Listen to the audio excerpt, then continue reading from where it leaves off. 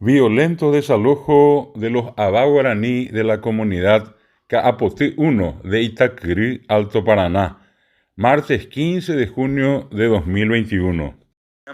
Tengo con Eva y Eteo Yeyapoa Ñandepuicuera Abá guaraní Caapotí 1 Peoicoa Jicuey. Así amanecieron los hermanos indígenas de Caapotí 1, Itaquirí, Alto Paraná, con frío, sin abrigos, sin alimentos. Nos preguntamos, ¿dónde están las autoridades, los jueces, los fiscales, el INDI? Ayepango yetu añandera pisacuera recobe. Aquí un reporte de un colega docente de la zona. Y ese sigue siendo la comunidad de Caapotí 1, solo que ellos están en el fondo, cerca del arroyo. Cerca del arroyo de Acaragué ellos están, pero están en la misma comunidad todavía.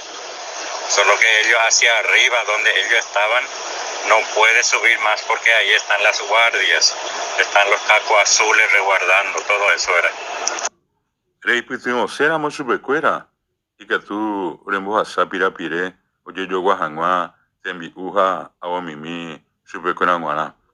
Envía tu giro al licenciado Derlis González, 0983 701 310.